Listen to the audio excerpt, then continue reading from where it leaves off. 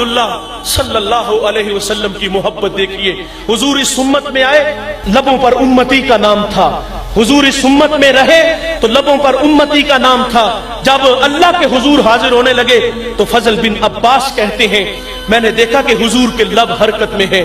کان قریب کر کے سنا تو حضور اس وقت بھی فرما رہے تھے اللہ میری امت کی مغفرت فرما دے. وہ لمحے یاد کیجئے جب میرے نبی صلی اللہ علیہ وسلم پر عذاب کی آیتیں اتری تھی تو حضور کا رنگ متغیر ہو گیا. آپ مجمع صحابہ سے اٹھے اور باہر چلے گئے. صحابہ سمجھے شاید حضور کسی حاجت کے لیے گئے ہیں. تھوڑی دیر انتظار کیا، تشریف نہ لائے تو تلاش کرنا شروع کر دیا. ایک دن، 2 دن، حتیٰ کہ تیسرے دن کا سویرا بھی طلوع ہو گیا. تیسرا دن ہوا، صحابہ جنگل میں چلے گئے. میں نے اس جنگل کی زیارت کی ہے، اب وہاں گھر بن گئے. صحابہ جنگل میں گئے، وہاں ایک چرواہا دیکھا اور اس سے کہتے کہ یار تو نے اس نام کا کوئی شخص تو نہیں دیکھا؟ وہ کہتا اتنا میٹھا نام تو میں نے سنا ہی پہلی دفعہ ہے. ہاں اتنا جانتا ہوں، وہ سامنے غار دیکھتے ہو جس کا نام جبل صلاح ہے. وہاں ایک جوان ہے جو صبح بھی روتا ہے، وہ شام بھی روتا ہے، اور کہتا وہ میری بکریاں دیکھو ہلکا بنائے بیٹھی ہے، نہ کچھ کھاتی ہے نہ کچھ پیتی ہے. وہ کہتا جب وہ روتے ہیں تو یہ بھی روتی ہے. صحابہ جان گئے یہ کریم کوئی اپنا ہی لگتا ہے. تو صحابہ نے پوچھا وہ رونے والا کیا کہتا ہے؟ اس نے کہا جب اس کے لب ہائے مبارک کھلتے ہیں تو وہ رب حبلی امتی کی صدائیں دیتے ہیں. حضور اپنی معیشت کے لیے نہیں، آپ کے لیے، میرے لیے اللہ سے فریاد کنا تھے. اے اللہ میری امت، اے اللہ میری امت، اے اللہ میری امت. صحابہ نے منت سماجی کی، بندہ نواز سر اٹھائیے غلام آئے ہیں. سیدنا صدیق اکبر نے عرض کیا حضور اللہ مہربانی کرے گا، لیکن میرے نبی فرماتے ابو بکر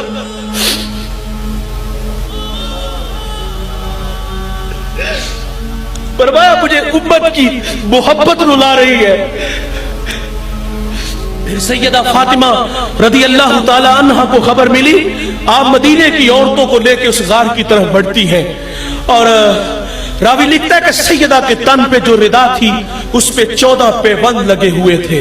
آپ اندر داخل ہوئی، اپنے بابا کی پیشانی سجدے میں دیکھی تو سیدہ روتی ہے، کہتی ابو بیٹی آئی ہے، جگر کا ٹکڑا آیا ہے. فَأَجْلَسَهَا فِي مَجْلَسِهِ، جس کے لیے مسند بچھا دیتے تھے. فاطمہ آئی ہے. حضور بیٹی سے بھی فرماتے ہیں فاطمہ مجھے امت کی محبت رلا رہی ہے.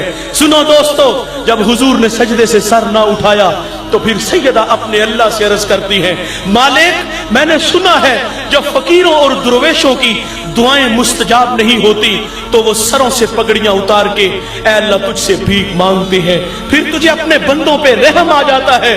عرض کیا مالک آج تیرے نبی کی بیٹی فاطمہ جس پر تو نے تطہیر کی آیتوں کو نازل کیا ہے، میں سر سے دوپٹہ اتار کے اپنے بابا کی امت کے لیے تجھ سے بھیک مانگتی ہوں. سیدہ کا ہاتھ ردا کی طرف بڑھا. دوستو کوہرام مچ گیا، بادلوں کی اوٹ میں سورج نے منہ چھپا لیا، ایسے لگا کہ قیامت آ گئی. رومی کہتے پھر ایک صدا اٹھی، فرمایا جبریل دیر نہ کرو جلدی جاؤ، میرے محبوب کی چوکھٹ پہ حاضر ہو جاؤ اور ان سے کہو کہ سجدے سے سر اٹھا لے، ہم نے فاطمہ کی دعا کو قبول کر لیا ہے. آج کی اس بزم میں میں اور آپ عزم کریں کہ آج کے بعد ہم گانا نہیں سنیں گے. یہ اللہ سے وعدہ کرنا ہے، میں بھی آپ کے ساتھ شامل ہو جاتا ہوں. انسان کی فطرت میں بھول جانا ہے. آج کے بعد ہم گانا نہیں سنیں گے، قرآن سنیں گے یا نبی کا فرمان سنیں گے.